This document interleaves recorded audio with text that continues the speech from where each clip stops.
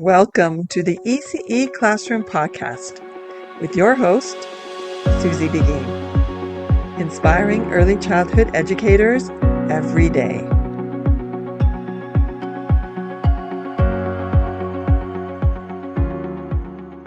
Welcome to the ECE Classroom, the podcast where we dive deep into the world of early childhood education, parenting tips, and creative learning strategies.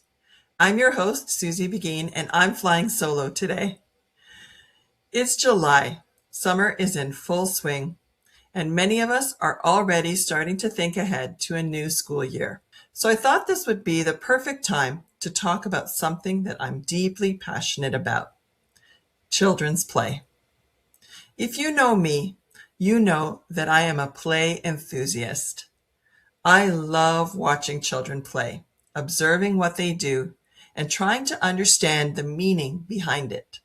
Because when we really pay attention, children are always telling us something through their play.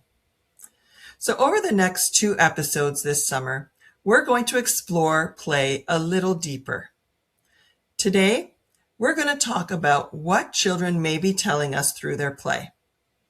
Then, next month, we'll take it one step further and talk about how we can use what we observe to plan meaningful play experiences for them. Have you ever had a child spend the entire morning carrying things from one side of the classroom to the other? Or maybe a child who loves to wrap dolls in blankets? Maybe another child who throws everything they can get their hands on, or insists on lining things up in a certain way. As educators, we've all seen it. And sometimes we find ourselves wondering, why are they doing this? Should I redirect them? Should I encourage them to do something else? But what if these behaviors in particular are not a problem at all? What if they're actually clues? Clues that help us to better understand how a child is thinking, exploring, and even making sense of the world around them. In today's episode, I want to invite you to look at children's play through a completely different lens. Observation is such an important part of our role as educators. But it's not simply about watching children play. It's about looking deeply at their play and trying to understand what is really happening. For example, we might see a child playing with a dinosaur and think, oh, this child really loves dinosaurs. I'm going to plan something to do with dinosaurs next week. But when we look a little closer, we may discover that it actually isn't the dinosaur that matters. It might be what the child is doing with the dinosaur that tells us more about what their interest truly is. I've spent many years observing children at play, and one thing I've noticed is that children aren't always interested in the toy itself. Often, they're interested in the action. This is where I think educators need to put on their detective caps. Instead of only looking at the surface at what the children is playing with, we need to start paying attention to how they are playing with whatever it is they have in their hands. Recently, I watched a child carrying some bowls from one area of the classroom to another. He wasn't randomly picking them up and dropping them around the room. There was intention behind what he was doing. He carried each bowl to a specific place and carefully positioned it before going back to get another one. At first glance, we might think, he's just moving bowls around, it's meaningless, or he's making a mess. But when I watched a little longer, I realized something. He wasn't really interested in the bowls. He was interested in moving them. And later that same day, I was standing near the sensory bin, and I noticed a child repeatedly dumping sand out of the bin onto the floor. Now, at first glance, that might look like misbehavior. My immediate reaction might be to stop it. The sand stays in the bin. Stop dumping it on the floor. But when I looked more closely, I noticed the child watching the sand as it fell. There was delight and fascination in the movement. So instead, I picked up a bucket, put it under the sensory bin, and he proceeded to move the sand from the bin into the bucket. The child simply wasn't trying to make a mess. There was something about the action of the sand moving that completely captured his attention. So in both of these examples, there was something more happening, and it made me curious.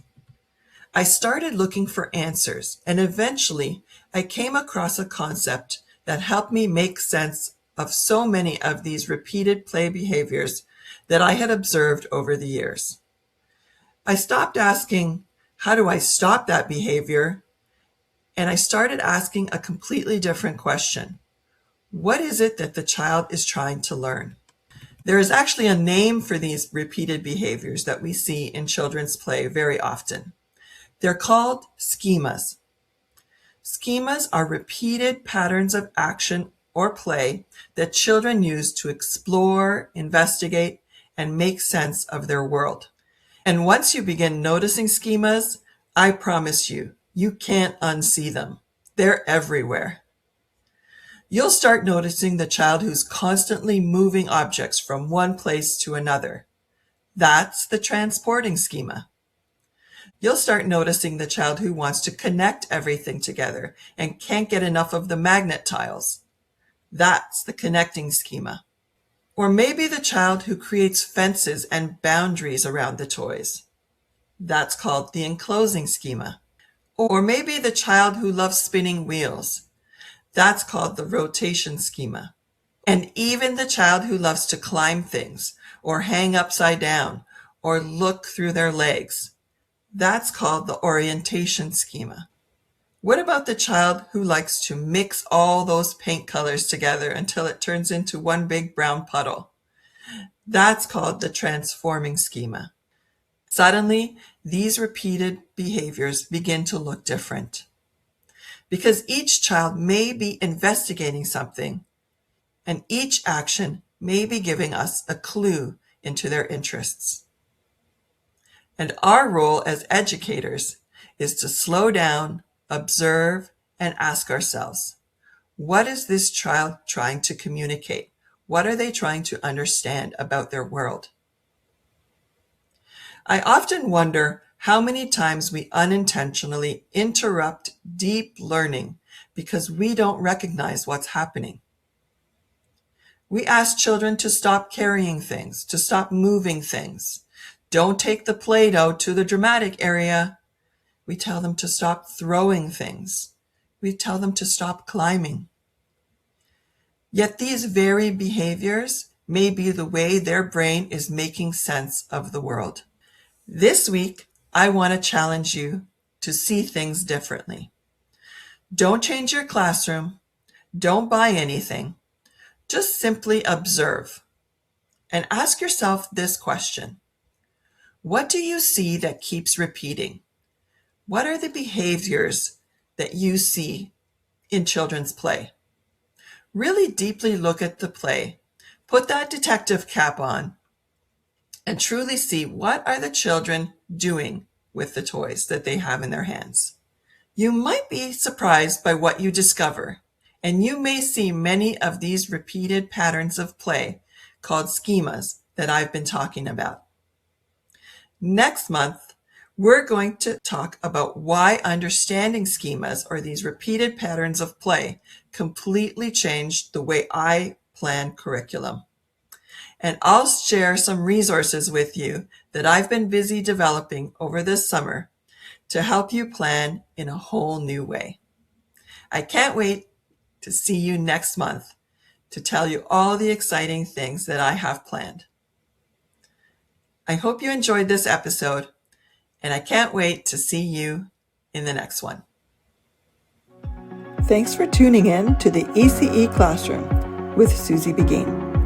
For more information, you can visit our website at www.susiebeghin.com. Remember to rate, review, and subscribe to our podcast so you can stay up to date on our latest episodes. Thanks for listening.